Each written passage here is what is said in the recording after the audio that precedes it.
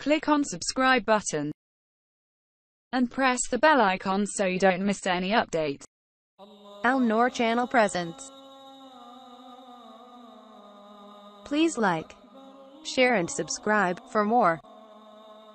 عمل یا رحمان کل شیء رحمتن یا رحمان.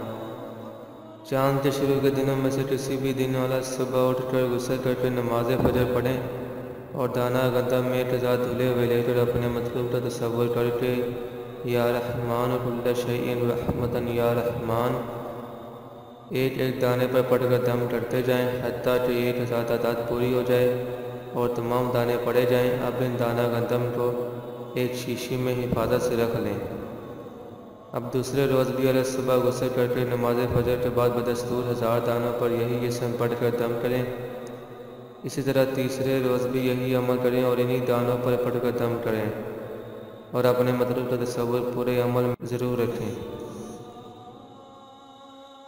تصور جتنا مضبوط ہوگا اتنا ہی اثر قوی ہوگا.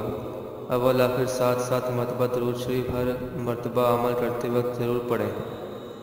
اب تیسرے روز پڑی ہوئی گندم ایک بالکل نئی اور پاک ہنڈیا میں ڈال لیں اور اس میں پانی ڈال کر انہیں ابالیں. ہنڈیا کا منہ ڈھکن دے کر آٹے سے خوب بند کر دیں اور جب ابال آ جائے تو اس منہ بند ہنڈیا مع گندم کے کسی بھی آب اندھے کنویں میں ڈال دیں تو نافرمان اور نامہربان فرما بدار ہو کر حاضر خدمت ہوگا. اس عمل کے ذریعے ہر شخص کا فرما بدار بنایا جا سکتا ہے.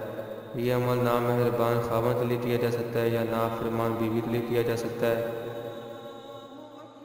اور نافرمان اولاد کے لیے بھی کیا جا سکتا ہے اور اپنی محبت پانے کے لیے بھی کر سکتے ہیں.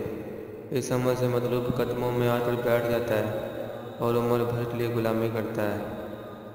یہ عمل نہایت ہی عجیب الاثر ہے. جائز مقاصد کے لیے ہماری دعا ہے کہ اللہ تعالیٰ آپ کی مراد پوری کرے. آمین یا رب العالمین.